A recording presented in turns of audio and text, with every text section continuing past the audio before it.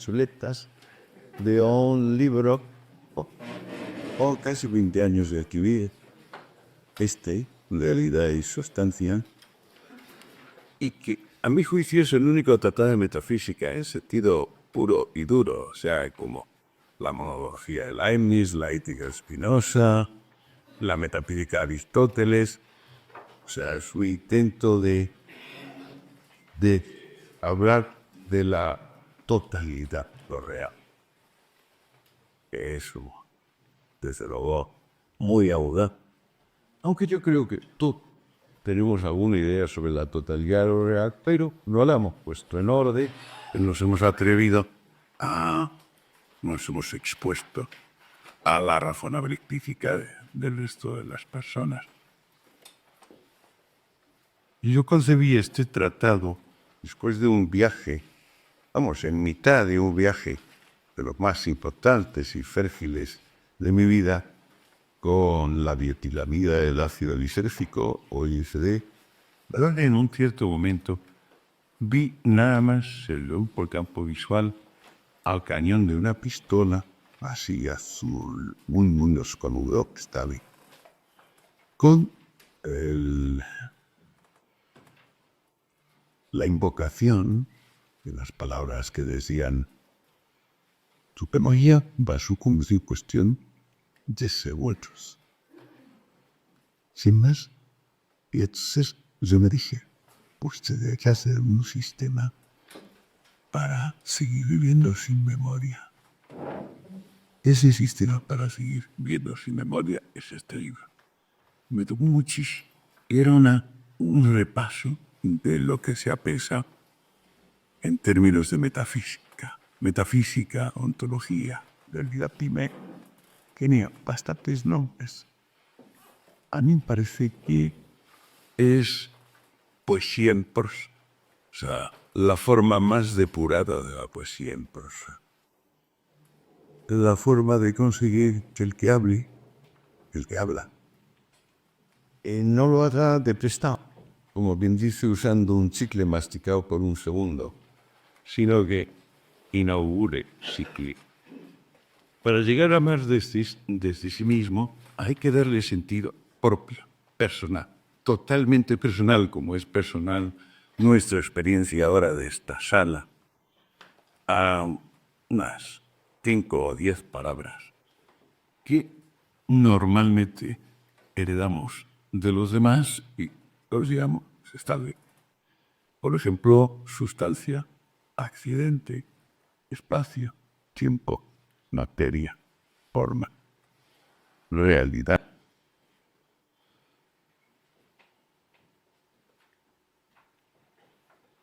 A mí me acabó saliendo una cosa que empezaba y terminaba por lo mismo. Es decir, que cumplía las reglas arquitectónicas de levantar algo que no se cae. No por la casualidad hizo que, como publicase después un libro sobre drogas y tuviera la palabra sustancia, muchas personas acabaron comprando esta primera edición imaginando que tenía alguna relación con la farmacología psicoactiva. De modo que, a mi juicio, es el único tratado de metafísica que tiene 2 ediciones en vida de autor. No sé si ustedes recuerdan que Hegel tiró de la terminología del espíritu 500 ejemplares en 1830. Para 1970 años después, Hoffmeister, que era el editor, hizo una segunda edición de 1000 ejemplares. Con aquellos 500 que no se vendieron, Hegel se hizo tan absolutamente decisivo que, bueno, por una parte le salió Carlos Marx, por otra parte le salió Comte y el positivismo, por otra parte le salió la teoría del desarrollo económico a través de Schumpeter, la destrucción creativa, y no más que la negación de la negación hegeliana. Es usted lo que con 430 o 410 ejemplares se puede montar. Porque aún ahora él sigue pareciendo incomprensible. Y efectivamente, en aquella época, que tenía 30 y pocos años, el hombre tenía ideas geniales, pero le era muy difícil dedicarse de una manera accesible para los demás. Solo más adelante, en sus lecciones, su historia de la filosofía de la historia, sobre todo en su tratado sobre filosofía del derecho, la teoría del Estado, etc., empezó este hombre a escribir bien. Porque antes escribía súper bien, pero a trozos. Entonces se leía unos 5 o 6 líneas absolutamente fascinantes. Por ejemplo, recuerdo una. La belleza, falta de fuerza, odia al entendimiento, porque éste exige de ella lo que no está en condiciones de dar. El entendimiento es aquella fuerza capaz de permanecer junto a lo negativo y en la experiencia de la muerte extraer orgullo y realidad. Yo no sé si en línea se puede decir una cosa igual de potente, pero él las dice bastante a menudo.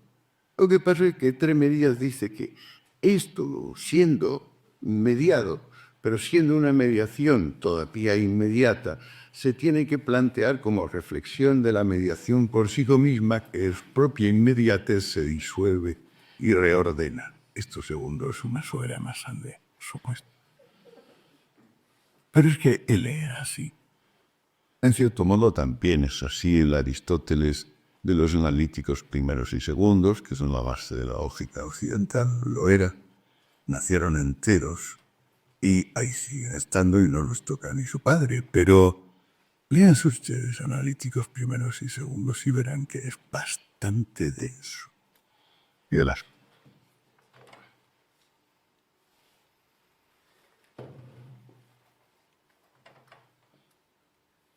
habla del yo, casi que es el tema. A mí me iluminó especialmente esos 5 o 6 años que dediqué a leer todo eso. También su correspondencia, también los discípulos, los críticos, etcétera, etcétera. Y se acordarán, quizás alguien lo ha mencionado antes de mí, lo que llamaba topología psíquica en varios ensayos suyos, por ejemplo. Más allá del principio del placer, es donde, a mi juicio, la acaba de perfilar sus nociones al respecto.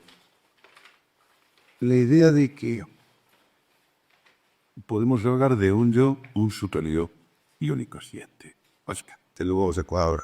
Diferencias entre subconsciente e inconsciente, la luego ambiguis. ¿Qué es superior? Superior es el peso de la tradición, de las costumbres, la influencia que tiene sobre nosotros, pues todo lo recordado expresa o explícitamente del mundo exterior, tanto presente como pasa. Se habla de superior queer, quizás sería más adecuado hablar de personas blandas, porque ciertas personas que no tienen suficiente fuerza de voluntad o arrestos, cumplir con lo que el superior, es decir, la conciencia moral, también lo podemos llamar pepito de grillo, si les parece. Cumplir con eso pues le resulta muy difícil, y entonces prefieren ir y sentarse en el diván del psicoanalítico, del psicoanalista o del psicólogo. Inconsciente. Pues inconsciente es otra vez, en cierta medida, lo exterior, pero no como exterioridad, sino emergiendo de dentro, condicionando toda una serie de actos de tipo pues onírico, fantástico. El inconsciente es el terreno del deseo en general. Y el deseo, claro, pues, es la parte de voluntad que hay en todo lo que se puede. Si no recuerdo mal, decía Shakespeare, creo que en Macbeth, sentido tendrá, o si no, no se movería. Es decir, para menearse, hace falta tener algún tipo de principio orientático que te dé cauce, porque si no lo tienes, te quedas quieto, como una piedra, por la relativa inmovilidad de un árbol, por ejemplo. Pero, y de aquí para allá, hace falta querer sentir. Entonces, el deseo, combinado con el sentido, mi juicio, configura toda esta gran parte del cerebro humano que está bajo el nivel del mar. El mismo nivel de mar es lo que yo definiría como yo. Sinónimo con mar. Si el Freud decía que el yo es la proyección de una superficie. Entonces ahí tenemos un juego interesante donde la misma sustancia que está abajo en lo inconsciente y que está arriba en el super yo, que es pues todo lo que es no yo, todo lo que va, todo lo que trasciende nuestra inmediatez personal, pues interactúa con esa fina lámina que somos nosotros. Y que esa fina lámina normalmente está encargada de trabajo y para, que es hacer o no hacer, ir o no ir, pensar que esto es bueno o esto es malo, dar o no dar dinero, etcétera, etcétera. Digamos, el yo es el que lleva el coche, pero solo en lo que lleva el coche.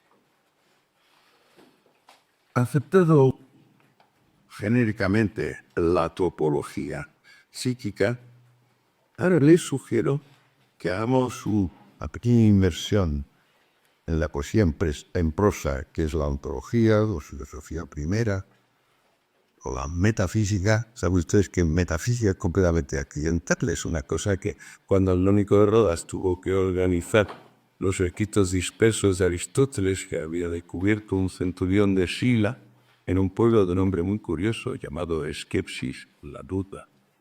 Aquello lo mandaron a Roma. En Roma el retórico Tiranion y Cicerón, que eran los dos más expertos en griego dictan que era demasiado complicado, que no sabían, lo volvieron a mandar a Atenas. Y para entonces, que habían pasado 2 siglos y medio, los aristotélicos se habían despistado tanto, que no quedaba más que una escuela llamada empiristas, y el jefe de la escuela, Andrónico de Rodas, se puso a ordenar aquello y sí tuvo los 7 libros que se llaman Metafísica, Filosofía Primera u Ontología de Aristóteles, después de los de la física, que también son 7 libros. Ahí viene metafísica. Entonces, hablamos del yo, el superyo y el inconsciente. En filosofía primera, el planteamiento sería el sujeto y el objeto. ¿Dónde llega cada uno? Al meterme a trabajar esto, claro, me había dedicado desde pequeñito a una pasión extraña, vocacional y genética, a los libros más astutos de la biblioteca de mis padres y los más astutos de la vida intelectual que las tenemos con filosofía. Y dijo, ¿qué es el sujeto? Y allí estuve años y años. Y al fin me hice la siguiente construcción, que voy a intentar ponerles la pro muy sencilla. Sujeto, etimológicamente viene del hipocaimero, lo que está por debajo de el fundamento. Hipocaimero se parece un poquito, términos filológicos, semánticos, a apeion, que es la palabra con la cual nace la filosofía. El fragmento de Anaximandro dice, todo lo determinado viene de lo indeterminado y allí para suceder con ello. Y el cosmos es ese retorno de todo a lo indeterminado.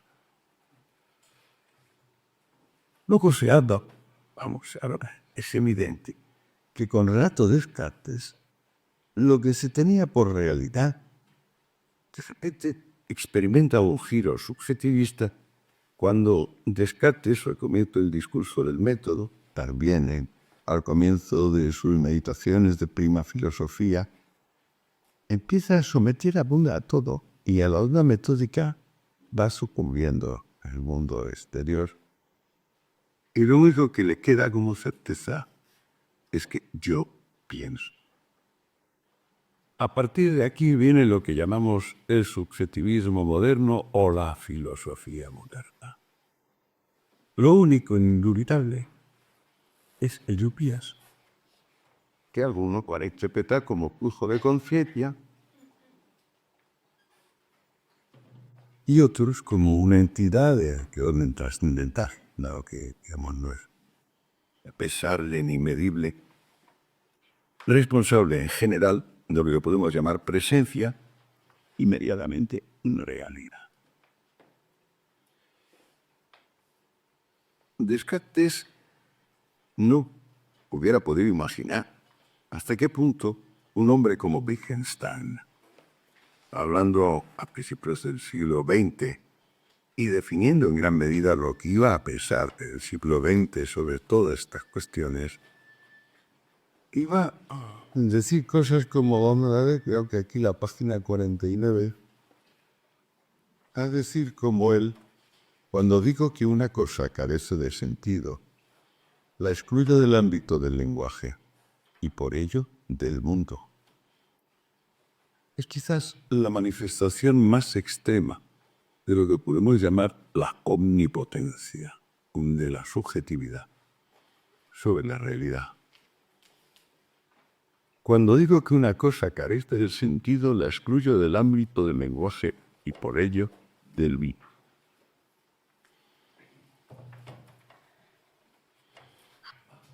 Matamos mucho el lenguaje. Depende de y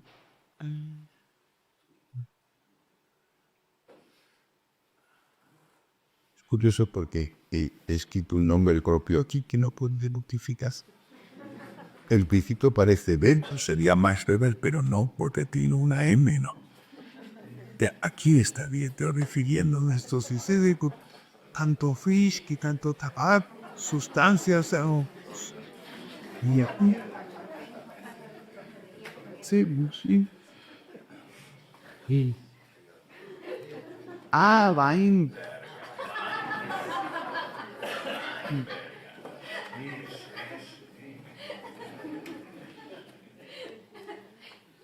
En el año 1520, la Wittgenstein y el positivismo lógico, que más bien se puede entender como la academia en el momento de máxima soberbia y de máximo poder público, entonces dice que no, que todo depende de meter o sacar del lenguaje y que estar en el lenguaje depende de tener sentido. El sentido depende a su vez de que yo, señor Wittgenstein, o el rector correspondiente diga que no, y entonces, bueno, aquello ha desaparecido. Finalmente, ¿quién ha podido hablar dentro de esta corriente subjetivista que inició Descartes? ¿Quién está autorizado para hablar de la totalidad de lo real? ¿Ah? Los físicos de subpartículas. Y entonces los únicos que hacen metafísica desde el año 20 o 30 son físicos. Físicos normalmente de la línea dogmática, no de la línea relativista que marca Einstein y que luego va a llevar a extremos extraordinarios, por ejemplo, Prigogine o Comándenlo. No, de la línea más dogmática. Entonces, la totalidad de lo real, yo creo que el texto donde más claramente se explica es en este que se llama Los 5 primeros segundos del universo, de un premio Nobel, Weinberg precisamente. Está en la línea, pues, él, el pobre señor este de la silla, el Murray Mann, que son los que hablan de qué es lo que realmente pasa en el mundo. Claro, yo les sugiero que aquí se parte de una rigurosa abstracción del objeto físico. O sea, no estamos hablando del objeto como Asumino estaba, por supuesto. El objeto es aquello que vive sin que nosotros le contemplemos, aquello que no depende de nosotros, lo independiente en general, lo que tiene vida propia. Bueno, toda esta línea de extrema subjetivación de la realidad desemboca en que el objeto pues, tiene que ser llevado a máxima abstracción frente su teluxa, de lo que quarks, leptones, muones, etcétera. Pues si por un lado el que nos puede hablar de lo real es Weinberg y nos cuenta los 5 primeros segundos del universo con la sopa cósmica esa, y quiere que sobre la cual especula, esto tiene una contrapartida inmediata en el campo académico, no de físicos, matemáticos, sino de filósofos, como existencialismo y más concretamente como egología trascendental. Egología trascendental es un término de Sartre, en uno de sus escritos más interesantes, a mi juicio el más consistente de todos los que escribió, que se llama La trascendencia del ego.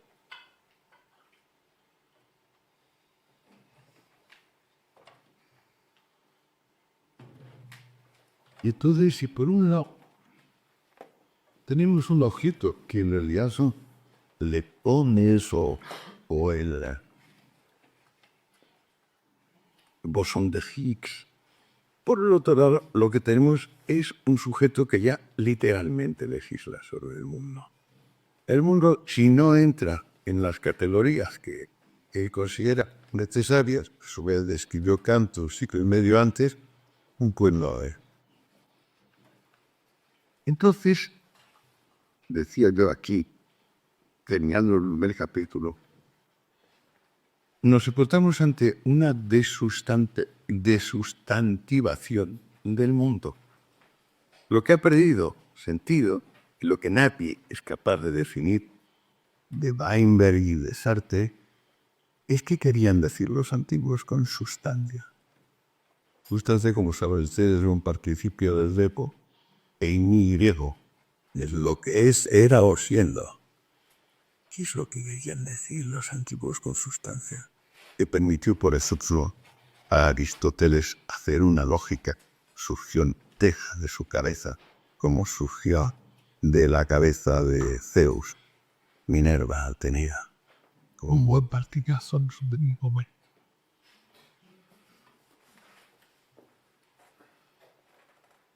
Pues, no tiene sentido. Uno de los problemas de la filosofía inglesa es que no es filosofía. A mi juicio, los ingleses son un pueblo maravilloso, pero su pragmatismo, su sentido de la utilidad, les hace sordos a los secretos del lenguaje que nos permiten a los demás darnos cuenta de que, aparte de que hay cosas y aparte de que hay eco, hay una cosa personal llamada lenguaje, con unas reglas también creadas impersonalmente que se llaman simbraxis, y que eso es como un egos, una realidad que tiene sus propios misterios y sus propias evidencias. Yo me propuse pensar un poco más a fondo esto, y me ayudó mucho Bergson, mucho, diciendo, vamos,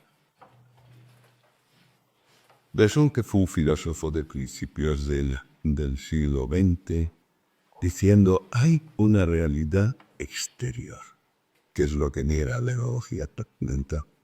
Hay una realidad exterior y, sin embargo, dada inmediatamente a nuestro espíritu. Bueno, realidad y espíritu son otras dos de las palabras que esta tendencia que viene desde Descartes y que se va a quedar por un lado en los 5 primeros segundos del cosmos de Weinberg y por otro lado en la ideología trascendental de Sartre, que como ustedes saben se manifiesta en náusea, porque el sentimiento básico del sujeto sartreano es la náusea. Hay que comprenderles, son personas que están viviendo después de terminar la Primera Guerra Mundial, que fue la masacre más grande de los anales, pero sabiendo que iba a ser imprescindible una segunda y todavía peor. Esa generación entreguerra, a la que pertenecen Sartre y Heidegger, pues claro, toma la angustia y la náusea como centros de lo que hay dentro. Porque fuera lo que son batallas de materia. asesinato, armas de destrucción masiva. Webberson dice, hay una realidad exterior y sin embargo tan inmediatamente a nuestro espíritu. Zubiri, un poco después, un hombre muy olvidado, pero aún el extremo, gran estudioso del proceso del pensamiento, no solo filosófico, sino también científico, dice, hemos llegado a hablar de darme cuenta de que cuando deberíamos decir darme cuenta en estableciendo, o sea, rompiendo la escisión entre el ego y el mundo, y porque, claro, yo estoy en la cosa, sigo con Tubiri, y la cosa está en mí. Eso es claro.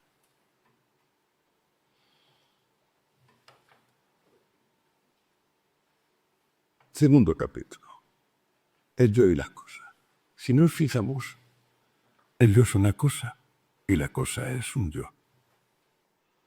Puedo extender largamente e incluso hacer algunas frases penitencia, un retruécamo ingenioso sobre la naturaleza cósmica del yo y la naturaleza yoica de la cosa. Se lo sugiero a ustedes, denle vueltas en la cabeza y al por sacar. Lo primero que surge con la pregunta por el yo y por la cosa es otra de las palabras que también queda fuera con la desustantivación del mundo, la palabra esencia, que también es una derivación del verbo ser, solo que no se trata del griego, se trata del ese latino, esencia, lo que la cosa es. La esencia es la reflexión de algo sobre sí mismo. Con la esencia, el ir hacia afuera se detiene. Topa con la cosa pure. Podemos entonces aprovechar para pensar sobre nosotros mismos, pero podemos aprovechar también para pensar sobre la propia. Si seguimos con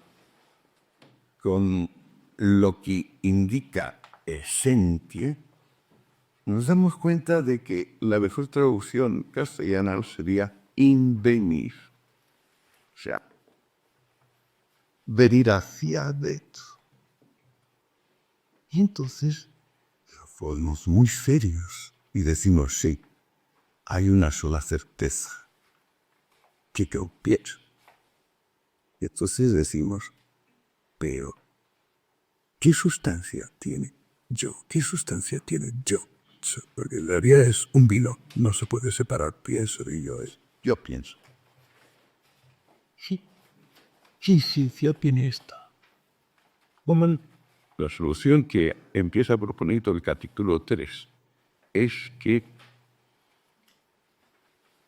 había una palabra que no habíamos sacado, pero que sigue siendo necesaria, como todas esas que habíamos olvidado, la palabra nada. Es decir, ¿de dónde sale el sujeto? Ex nihilo subjectum fit, diremos, de la nada, el sujeto. De sí mismo, pero sí mismo con las determinaciones que tenemos. Sí mismo es una vaciedad. Sí mismo es tan vacío como ser. Y en esa pura vaciedad del ser nos damos cuenta que es idéntico a la nada.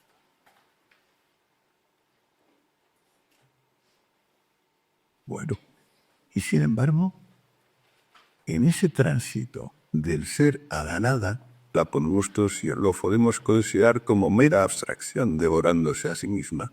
Pero así nos quedamos un poco más.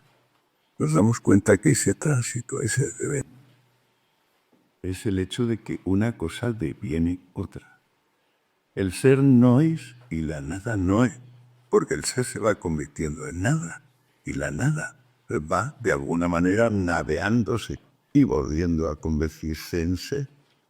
Entonces lo que hay en realidad es que las cosas no son fijas, que las cosas devienen, que la existencia es flujo, que en realidad la sustancia es un mover.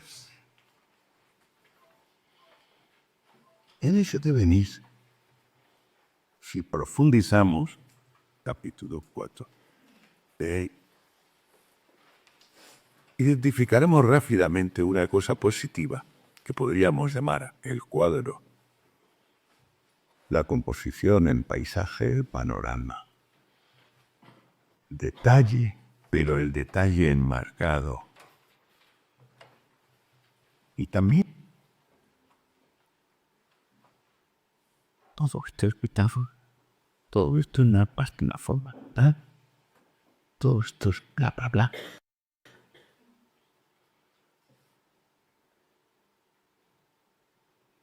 ¿Qué hay de práctico en esta combinación del bla, bla, bla con el cuadro? Pues que estamos opinando, que estamos hablando y hablamos siempre con un mismo esquema.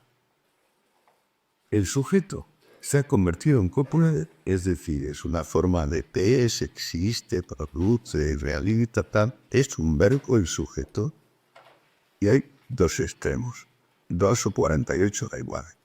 La cópula conecta cosas distintas y al conectarlas produce un tercer contenido. Entramos pues en la teoría del juicio. Estábamos en el sujeto. Decíamos que el sujeto está vacío y después de estas mediaciones que meramente he sugerido, descubrimos que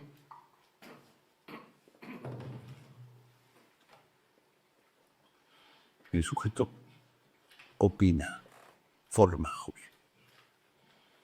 Al investigar formar juicios, nos damos cuenta de que siguen unas pautas definidas y que no vale cualquier juicio.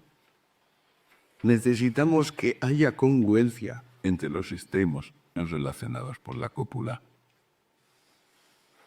Y entonces inmediatamente pasamos de la teoría del juicio a lo que se puede llamar teoría del argumento. Capítulo 5.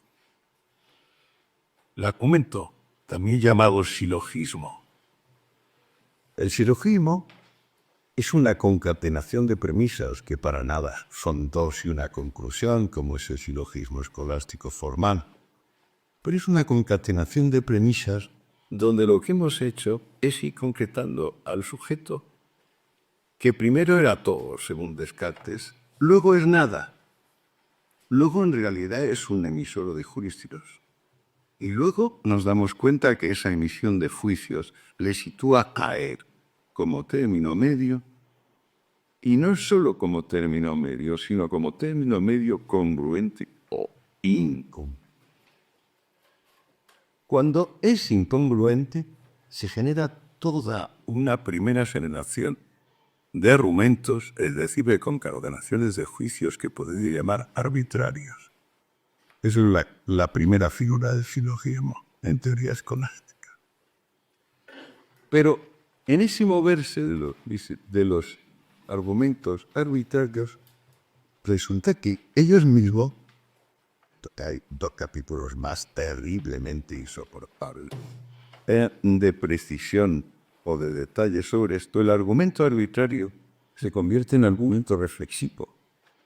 Y después de sobarse a sí mismo y masticarse a sí mismo, el argumento reflexivo se convierte en un argumento de necesidad, que también en términos lógicos es algo categórico. Normalmente el argumento categórico tiene la forma de una premisa universal afirmativa seguida por otra premisa universal afirmativa y una conclusión universal afirmativa. Lo que en esencia nos ha enseñado de esto es que de una premisa particular negativa no se deduce nada. De una premisa particular afirmativa solo se puede deducir otra premisa particular afirmativa. Y por tanto que gran parte de las cosas que se nos dice, para empezar el discurso científico, pierdan las más elementales reglas del pensamiento. Sería muy largo darles detalles, ya se dan ustedes cuenta que esto va bastante espesito de contenido. Pero estoy pensando hablar de lo que permilla hablar.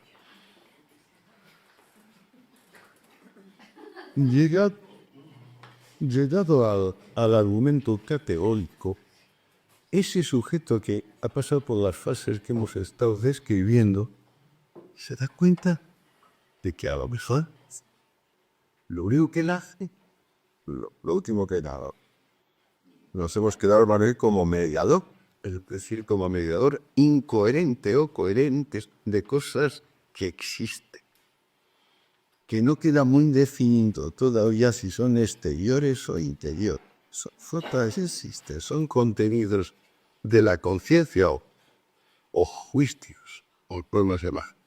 Entonces, ¿qué hecho que ya se ha reconocido como el sí mismo, es decir, como el mismo que tiene una afirmación determinante de su propia esencia, por eso no es un condicional, sino un afirmativo del sí al sí.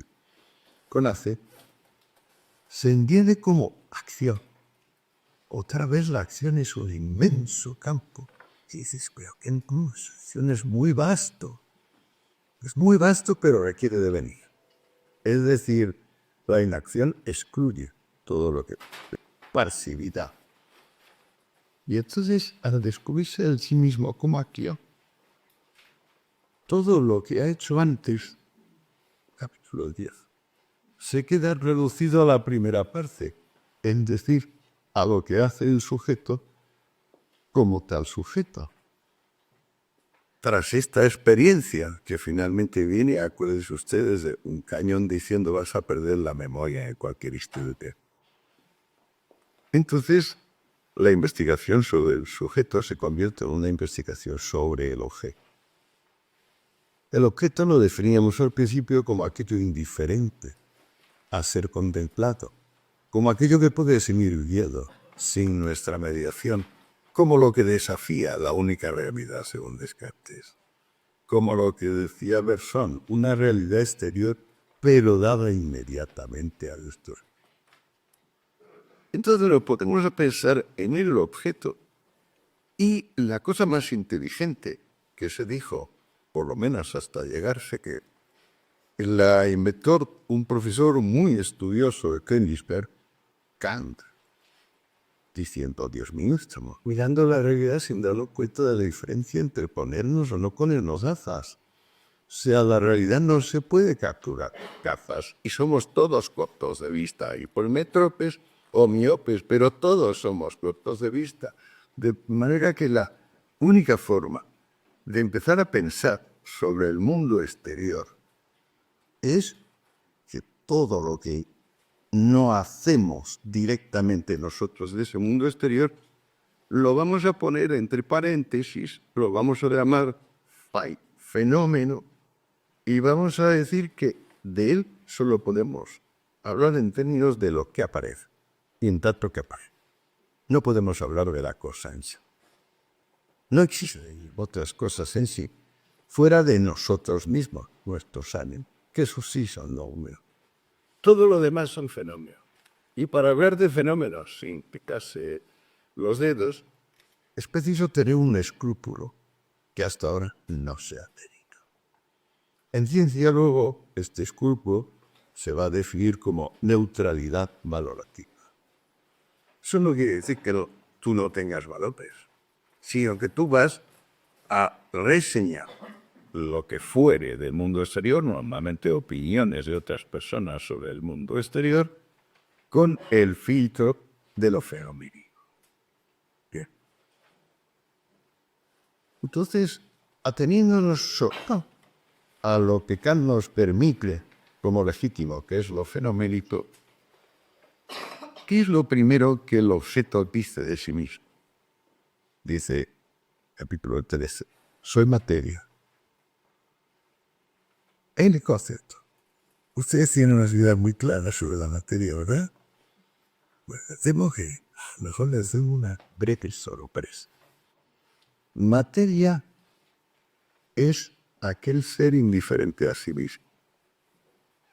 El origen del concepto, tal y como lo plantea Aristóteles, gile, que textualmente es materia, es leña, pero madera, pero más bien el sentido de leña, es decir, que algo parquema.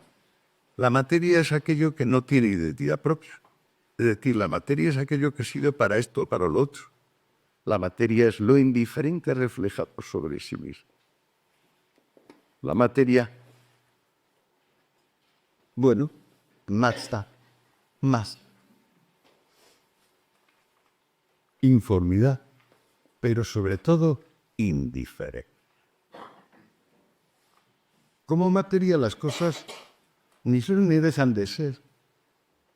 Simplemente es algo así como un indica, es decir, bueno, ahí hay algo.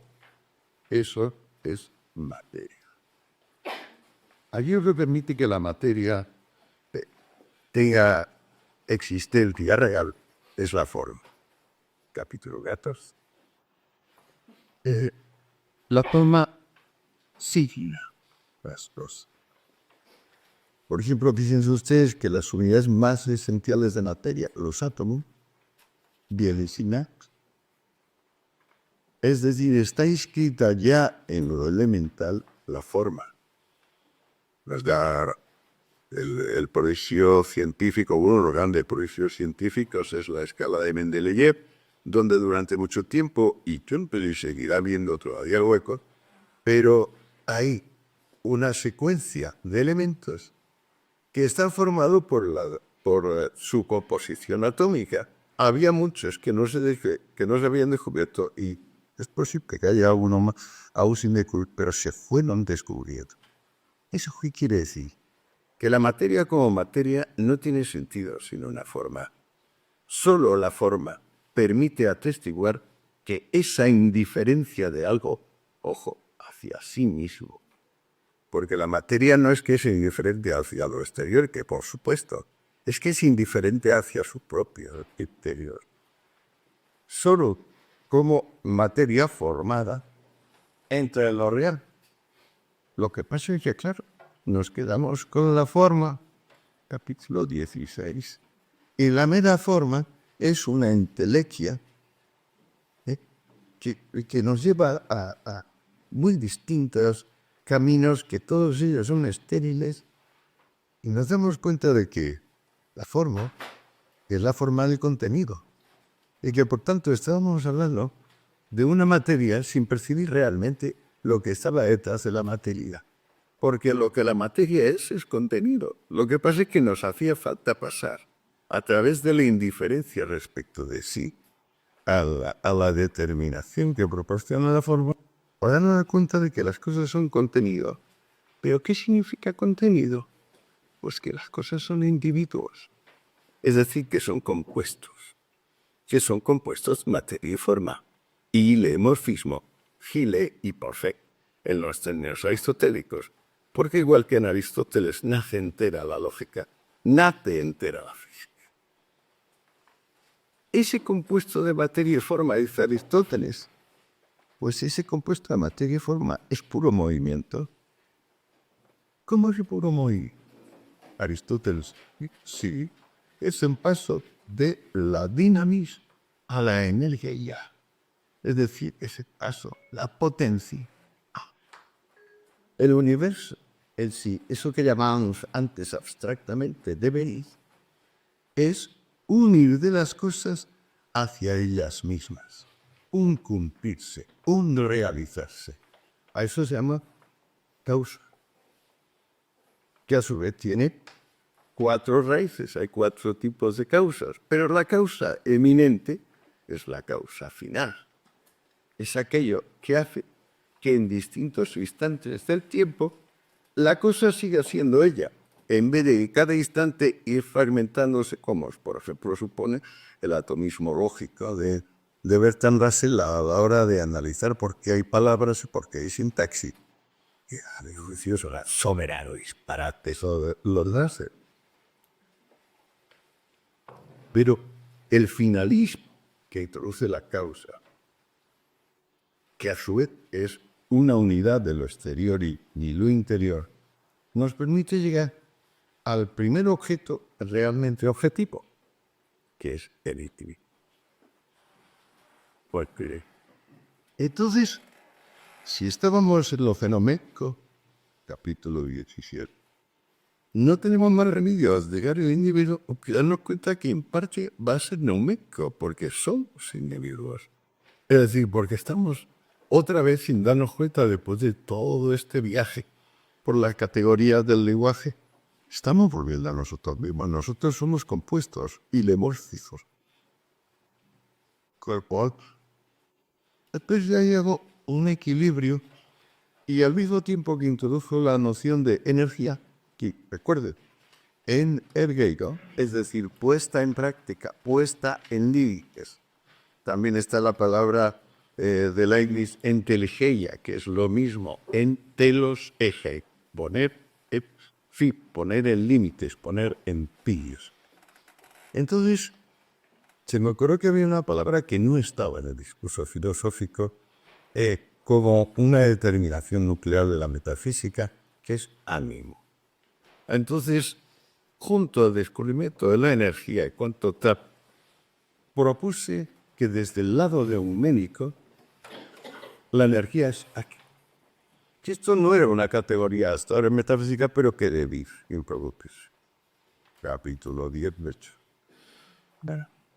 Entonces, hablar del ánimo, ¿había alguna forma de que no fuera inmediatamente decir, bueno, pues que ahora yo tengo, por ejemplo, cuando voy a atender esta charla, porque tienen ustedes, ¿había alguna forma de darle objetividad y generalidad y necesidad? Pues, librando al ánimo a su camino recurrente e inexcusable. Etapa 1, azar.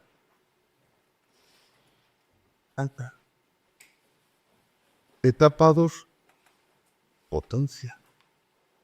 Etapa 3, necesidad. Fíjense ustedes que la misma cosa se puede concebir como azarosa, potencial y necesaria, pero es completamente distinto en cada caso. Cuando la concebimos como azarosa, pues es inesencial aquello que ella misma va siendo. Cuando la concebimos como potencial, le damos una tensión interna que conecta cada cosa y que nos da por lo menos la impresión de que hay una unidad, hay que decir, un destino. Los antiguos decían hados, sino, para designar esta unidad que no tiene, digamos, apoyos definidos o apoyos explícitos. Necesidad. Bueno, necesidad, ¿qué demonios quiere decir necesidad? ¿Serán las de ustedes? ¿Qué demonios quiere decir necesidad? Hegel definía la libertad como conciencia de la necesidad. Conciencia de la necesidad. ¿Sabe? Capítulo 21. No queremos decir con necesidad purigintamente lo que las cosas están siendo. ¿Realidad? ¿Hay alguna forma de separar necesidad de realidad? Nos quedamos en que la necesidad es la realidad. Ya hemos pegado un salto importante desde el yo pienso y la ecología transcendenta. Estamos inmersos en una realidad que es al tiempo accidental y necesaria. No occidental no lo he dicho, no, que es azarosa y necesaria. Esa combinación de azaroso y necesario es el hecho de la accidentalidad. Es decir, que las cosas son y no pueden dejar de ser. Por ejemplo, yo no voy a poder dejar de tener 2 brazos y 2 piernas. Pero que, por supuesto, los animales, para nada, tienen 2 brazos y 2 piernas, unos sí y otros no. Entonces, al introducir la variante, en este caso sería una variable cobrosa, la accidentalidad, lo que estamos diciendo es que hay una realidad que no depende de nosotros, pero que al mismo tiempo es puramente inmanente. Es decir, seguimos entrando en el mundo y le vamos dando riquezas y, digamos, despojando al ego o al yo de esas supuestas atribuciones del Yurgo creador de todo el universo. Y vamos ganando en inmanencia. Y entonces descubrimos que lo que hablábamos de que el ser y la nada son tan abstractos que resultan indiscernibles, pero en el pasar del uno al otro nos encontramos con la realidad del devenir, es decir, con el hecho de que las cosas nacen y mueren, y entre tanto, pero bueno, envejecen, pues nos encontramos con un proceso que es el proceso causal. Otra vez estaba en el capítulo 17 y vuelve a emerger en el 21 el proceso causal. Pero ahora nos damos cuenta de que la causa es básicamente violencia.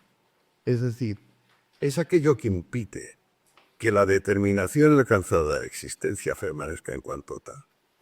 Por ejemplo, la causa de envejecer. Esta violencia que no te quedarás, pasar minutos, segundos, esta imposibilidad del estar, hecho de que el ser es devenir, se puede considerar violencia, capítulo 22.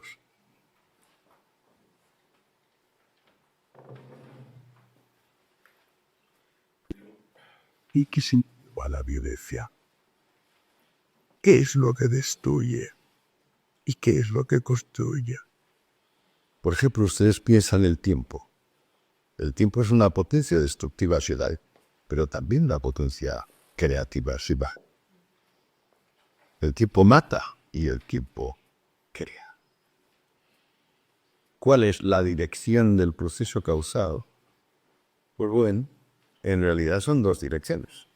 Una, la dirección emanativa, que esto pensada muy a fondo por los neoplatónicos, sobre todo por Cotino y Proclo, luego ha acabado dando el segundo principio de la termodinámica, es que todo estado de orden tiende hacia un estado de orden inferior, que la flecha del tiempo va en dirección a la creación del más desorden.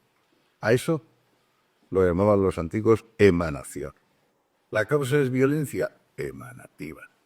La verdad estuvo al revés. Cada instante que pasa, hay menos verdad. El mundo se va desintegrando. Con haber descrito la emanación, ya está claramente descrito cuál es su alternativa.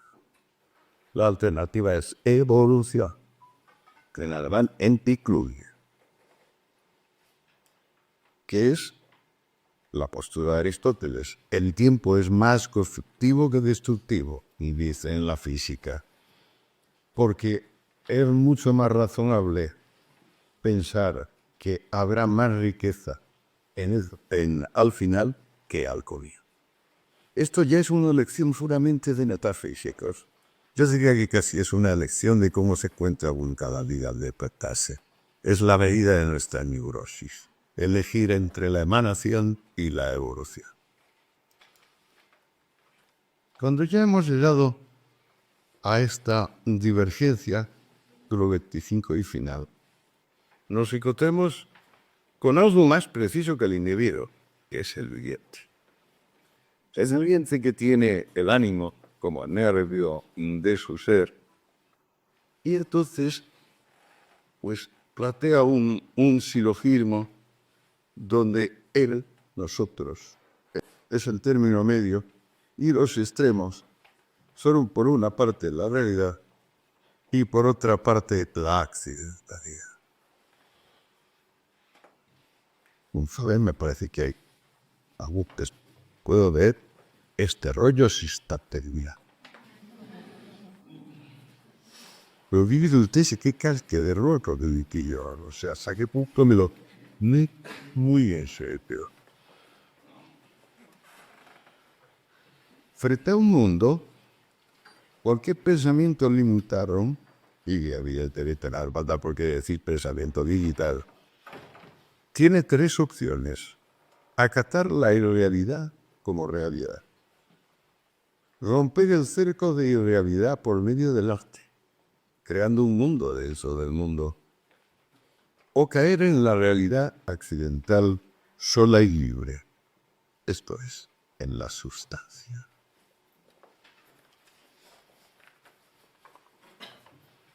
Esto sí es que ya capaz de haber sido. Siempre estoy citado, así que no la copia.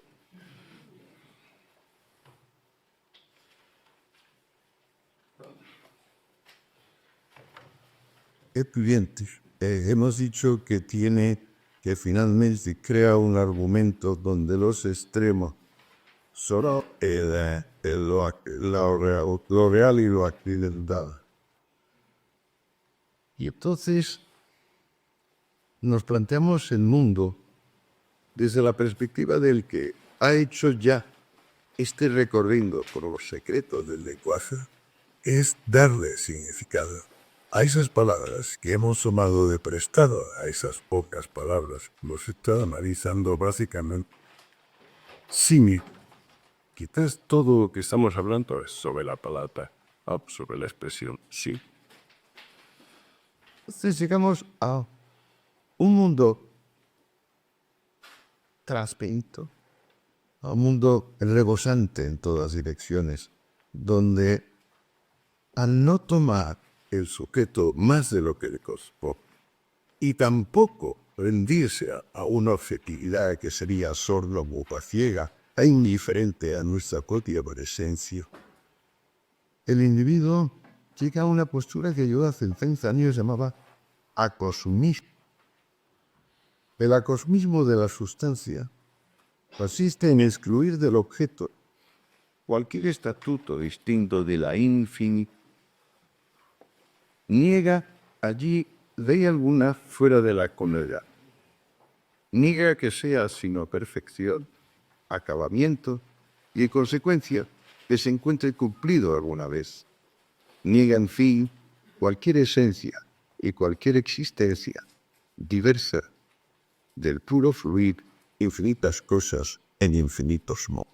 Esto, como saben ustedes, es la definición de sustancia que da Benito Spinoza en la incluir infinitas cosas en infinitos modos. Bueno, el mapa del eco y el mapa del mundo. Kant nos propuso el escrúpulo de aquellas cosas que nosotros no hemos hecho o estamos haciendo directamente, Esas, ponerlos entre comillas y aplicarles la neutralidad valorativa como criterio. uno de los... El correlativo de darse tanta importancia, tanto boato al ego, que es lo que empieza a suceder desde Descartes, es El exacto inverso, la sumisión a la ciencia dura, la ciencia matemática como expresión de lo real.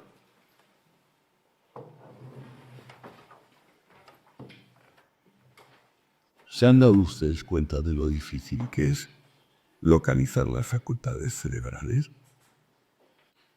Que este sentimiento está en esa zona y aquel otro en otra zona. ¿Por qué será eso? desde el punto de vista filosófico, evidentemente, es que el observador es observado. Y no hay manera de mantener la distancia estética si el observador es inmediatamente idéntico al observado. Y por tanto, toda localización cerebral contiene un sofisma, un de principio. ¿Les parece a ustedes que la localización de las facultades anímicas, es decir, del ánimo, Sería una objetivación del sujeto? ¿Les parece a ustedes que ha empezado ahora con la neurofisiología? no. Es una de las cosas más antiguas, está ahí desde el Renacimiento.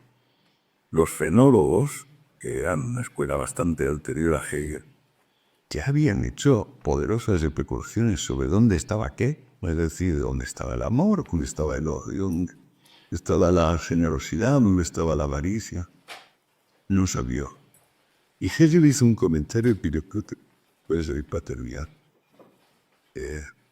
Estos señores que intentan localizar la inteligencia han llegado a la pura conclusión de que el espíritu es, en último término, la forma de un juez.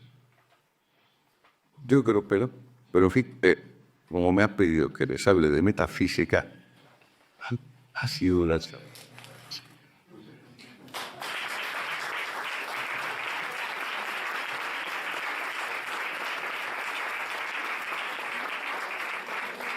Bien, Estado nos ha servido, en efecto, como él mismo dice, una sopa de ideas bastante específica. y aunque se atreva a meter una cucharada en esta sopa. Yo tengo dos preguntas.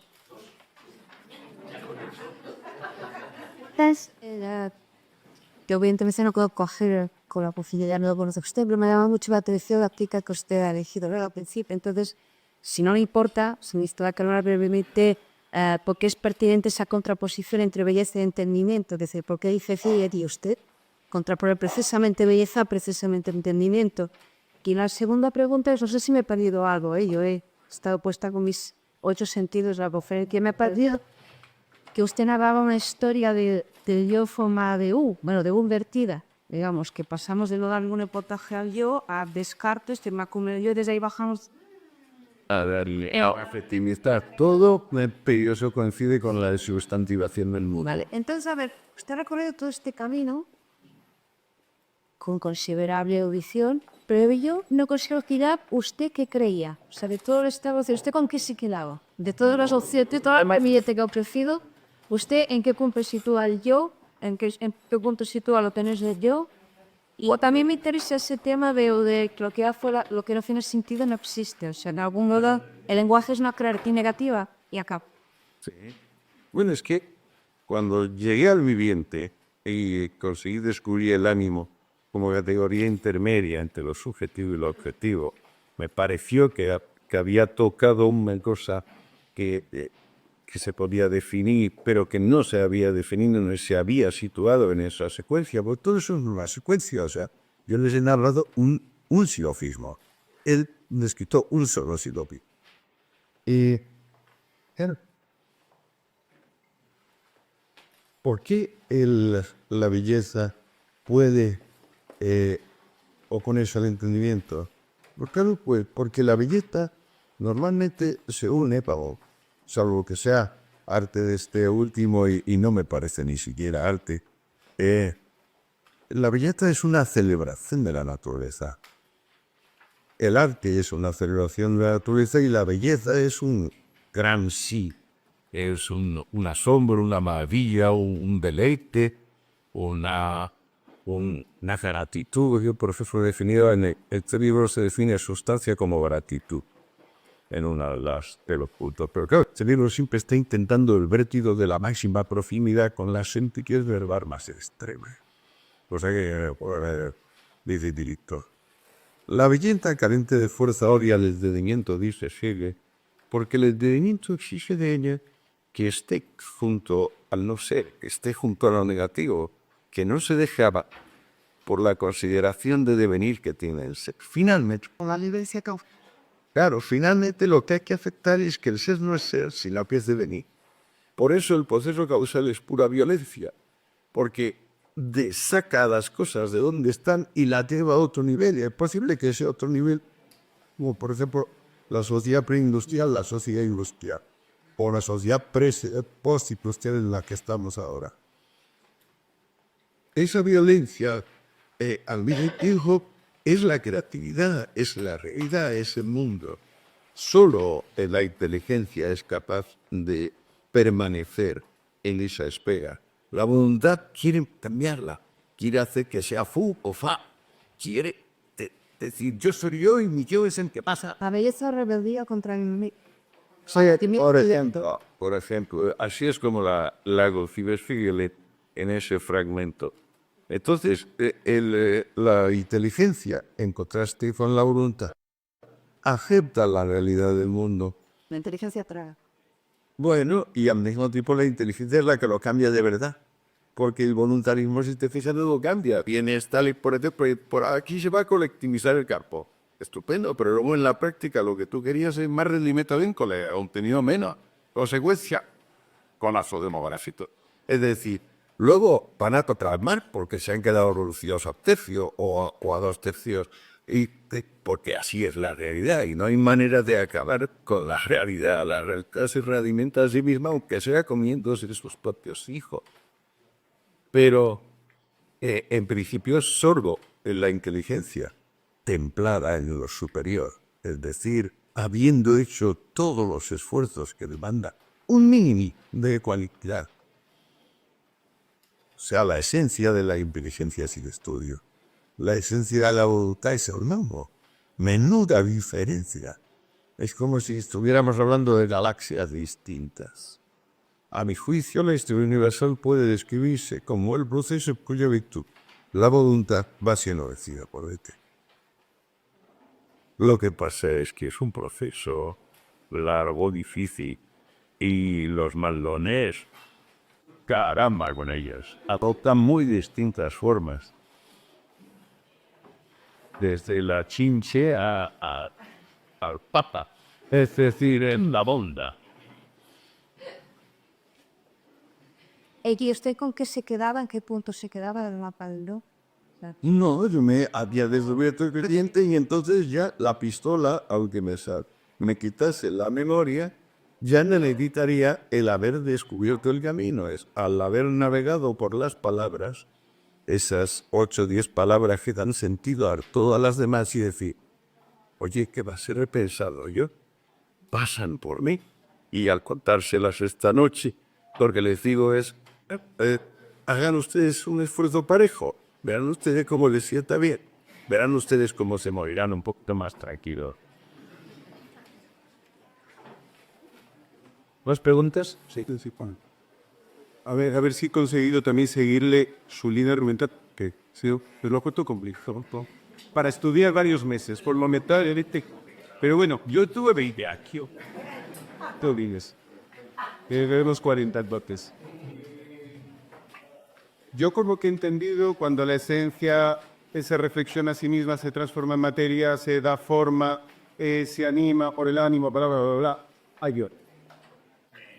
Siempre. Es como la chispa, el elemento transformador, ¿no? Entonces, Ya está en el seguir la nada, sigue forjando el devenir. claro, la violencia siempre tiene ese carácter negativo. Yo creo también que tiene un carácter positivo, ¿no? Creador en otras filosofías. Por eso hemos llegado a evolución y emanación, ¿no? Claro. Bueno, pues para la identidad, ¿qué grado de violencia hay que ejercer sobre esa materia animada para ir conformando una identidad, la que sea, X? Pues se diría en un ser humano, ¿no? Uno del siglo XXI, porque en el siglo XX quizás, pues del XIX ya somos diferentes. Les he leído el párrafo del cosmismo, pues yo creo que ahí se impone una actitud cosmista. Es decir, creo que esa identidad ni está prescrita, ni se va a poder cumplir. Y tenemos que soportar la violencia de la infinitud. Yo diría que más de toda espíritu, la transinfinitud. ¿Qué es la infinitud y la transitud? Pues que la infinitud, la transitud era una infinitud de infinitos. Y la infinitud en sí es cualquier cosa que no en el sentido negativo, sino en el sentido positivo, porque infinitud, esa partícula in es negativa, ¿no? En tantas otras. Yo entiendo infinitud no como aquella serie que no tiene término final, que es la definición matemática, sino entiendo infinitud como aquello que siendo la acción en sí misma, nunca, digamos, se le puede establecer un límite distinto de su propio ánimo, distinto de aquello de lo que parte, distinto de su sí mismo. Lo puedo llamar con P. O sea, entiendo con infinitud como recta. pero o si prefiere hipercomplejidad. Aunque eso, con el paso del tiempo yo me he dando cuenta de que sobran los adjetivos y sobran los adverbios. Cuando uno tiene un pensamiento adecuado, no hace falta adjetivarlo, y si se adjetiva, se pierde intensidad y se pierde nitidez. Un buen escritor, y sobre todo un buen pensador, no tiene que usar adjetivos ni adverbios. Y la verdad es lo que intento, en mi última antología es lo que intento, o sea, prácticamente todos los adjetivos que aparecen son derotos, porque por poder a cita. Pero vamos a que una sociedad compleja o identidad compleja. Hombre, siempre estuvimos en lo complejo, pero es que ahora ya lo complejo se ha autoexplicitado. Por ejemplo, al descubrirse los patrones fractales, que en realidad no son más que una banda de números complejos. Una pequeña banda, vamos a ver. Imagínese, detrás de la infinitud de la banda es solo una pequeña banda de números complejos. Permite que por procedimiento de multiplicarse a sí mismo, lo que se llama iteración, eso se va proyectando y cada una de las operaciones da un punto. Pones a trabajar un ordenador que hace millones de operaciones y salen una y otra vez unas imágenes autosemejantes, pero completamente distintas cada una de la otra. Esa es la concepción. Es decir, se trata de individuos enteramente nuevos y autoproducidos. Hasta ahora hemos estado pensando que los individuos estaban ya hechos, que los conocía el Papa o la Chincha o lo que fuera, ¿no? Ahora esta inversión en la libertad, que es una inversión en la sustancia. O sea, es recuperar todo este bla, bla, bla. De los unos que dicen que todo es el sujeto, de otros dicen que todos son los leptones o los mugones, que son dos variantes de la simplificación voluntarisca. La complejidad es entonces, ayer hablaba uno de los ponentes sobre el océano de la conciencia. Por supuesto. Y el océano de la conciencia, sí. Ahí está, pero es que la conciencia, a mí me pareció, cuando llegué a ánimo, me pareció que era la superación interior del concepto de conciencia, que básicamente es flujo de conciencia. Por eso cité lo de subir y de darme cuenta en el libro de Zubiri correspondiente, que es un tochazo, se llama Inteligencia Sentiente. Y Zubiri, claro, con mucha razón, echa de menos en la crítica a la razón pura, que es la que hace un análisis de las categorías del entendimiento, y la primera parte, lo que se llama estética trascendental, es el análisis de la impresión. Zubiri dice, pero que dice que de la impresión es muy poco. En realidad es un asunto que sostiene. Estoy de acuerdo. ¿Algo más? Sí, en mundo, ¿qué lugar ocupa el mundo académico para estudiar la metafísica en la actualidad en nuestro país? Pues mire, está intacta. Hombre, hace tiempo ya los ve. Aristóteles, salió del plan de estudios, salió Hegel. Ha entrado un norteamericano llamado Brouwers, el Nietzsche. Y entonces se sigue enseñando metafísica, sigue siendo una asignatura que no ha quitado el plan de estudios, pero al irse del plan de estudios, Aristóteles y Hegel, yo creo que ya también se ha ido el plan de estudios, pues claro, es como difícil, de como por ejemplo estudiar cálculo integral omitiendo a Newton, o estudiar teoría de la relatividad omitiendo a Einstein. Sí, yo he estado 40 años de profe y como estaba en la UNED, pues veía los ejercicios de otras carreras y uno de lo que siempre me daba atención respecto al año, los exámenes, los extraordinarios y los ordinarios, y siempre me daba la atención el de metafísica. Y que le estaba preguntando por sobre metafísica, porque dice usted que actualmente hay tres capillas, la capilla marxista, la neopositivista y la escolar. Eso no se ha modificado. En punto, la misma monto, la de la metafísica y otras son todo. Pues se le hacen preguntas graciosísimas, como por ejemplo, ¿Qué es la teoría de la dialéctica? He visto yo, sí. O se le pregunta la doctrina de la esencia en Tomás de Aquino. O la teoría del movimiento en Aristóteles, que todo se llama, ¿no? Esto es el tipo de cosas, pero se ha quedado ahí como, no sé, como un fósil, es la metafísica, no hay vitalidad. Lo que es evidente es que los que se dedican a la metafísica son los científicos, o sea, los científicos duros, desde el año 20 o 30. Por eso este libro mío es una completa baleza, o sea, ya lo digo yo en el juego, es absolutamente anacrónico, pero yo considero como un ejercicio de arquitectura para restaurar o para remozar el templo antiguo. Yo creo que sin el esfuerzo de meditar sobre esas pequeñas, pues ese pequeño grupo de palabras que articula todas las sintaxis y el resto del sentido de discurso, siempre estamos hablando a través de otros. O sea que ese esfuerzo por la falta de dedicarle 20 años Y ser un pesado como yo que pisa hinchado era potino y habría un escoto que más cosas. banal, te extrañan, pero que todo el mundo debería hacer eso tan necesariamente como lo hace con esta prueba de la economía, de la antropología, de otras ramas del conocimiento, de no hay que ser un experto para ver una idea propia de. Pero aquí la diferencia es si la tomas de fuera sin más o tú la reelaboras de por una. Me curiosidad. Cada sobre puede la manera, la consecuencia de este trabajo para intentar interpretar el mundo.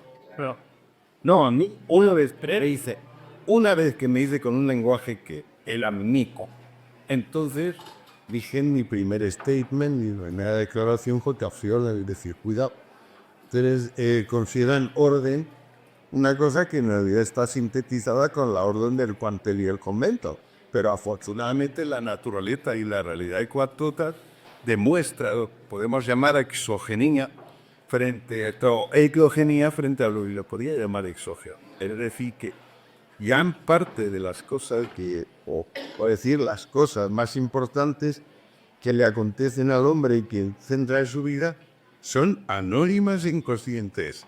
Es decir, no tienen ese barniz de voluntarismo, que es el que les finalmente desemboca en la grandes catástrofes y conflictos de la humanidad, en la intolerancia, etcétera, etcétera. O sea, es como una revisión de todo aquello que en realidad la naturaleza ha hecho por nosotros y nosotros conocemos cuál. Por eso defino ahí sustancia como paratipo. Porque claro, la positividad de la sustancia es la tú, pero experimentada como realidad del griego. O existencia. digo, es un sentimiento que tuviera muy él. Claro, es ánimo puro. O sea, la gratitud es ánimo puro. Creo que, por ejemplo, para tomar drogas que llevan de viaje, es simple tener este sentimiento, ¿eh? Porque si no, te van a meter en un lugar donde lo primero que vas a perder es confianza en ti. Puedes decir, uy, y a lo mejor me vuelvo loco. Uy, a lo mejor lo puedo volver. Es la peor forma de tener una experiencia que te va a durar 12 horas. Y el miedo puede vivir en una gerencia. Hombre, claro, reguárdate con esa pistola ahí si tú y yo. Imagínate el ánimo que me produjo eso. Va suficiente para dedicar 20 años a este hilo De palabras que se van conectando de una manera personal. Porque lo demás son completamente personajes. Notado. Cuando veo los números complejos me querías para un número complejo matemático o el número real. No, el número complejo es una suma de un real y un imaginario. Y es la pregunta, cuando hablaba de vacío, se refería al vacío kórmico o a la metal o al vacío digital de aporta. Bueno, de las tres de aquí, efectivamente, ahorita tengo en verdad ocasión, hay todo un epígrafe dedicado al ETA. ¿Y dónde viene lo del en relación con la materia? O sea, el contexto de la materia, hay tal debilidad conceptual, por repetirlo otra vez, al pensar que la materia es algo, y sobre todo algo definido, que al encontrarte con la materia es pura indiferencia respecto a sí. Es decir, pudo ser esto, pudo ser lo otro, como decía Aristóteles, leña, que bueno, puede alimentar la casa, igual que pues cal, pues puedes pintarla. Entonces, el complemento de la materia era la existencia del éter. El éter no fue demolido hasta el experimento de Michelson-Morley. Y la interpretación que dio Einstein del experimento de Michelson-Morley, que creo que fue el año interesante, el 19, una cosa así, cuando se demostró que no había velocidades distintas para la luz. Vamos, sí, podía haber si fuera pasando por distintos medios, pero era la... Entonces, claro, el éter está íntimamente ligado a esa indiferencia de la materia respecto de sí, que llamamos dinámica inercial. O sea, la idea de que la materia no está totalmente desordenada, que es la que viene con la inercia, es lo que aparece con Prigogine, con los fractales, con la física de la complejidad, donde decimos, oiga, si es que sí, efectivamente, todo orden fuese hacia un desorden, es que no habría nada desde el principio. O sea, si se aplicase el principio de la versión del segundo principio en términos rigurosos, y no hay ningún foco en el coso donde el caos se convierta en orden. Hace ya mucho tiempo que no existiría más. Para que te des cuenta que ya me pongo a hablar del éter y de la dinámica inercial, vamos, por. Se apasiona de más que quiere estudiar un mundo. Se vuela, porque con los pies en la tierra ya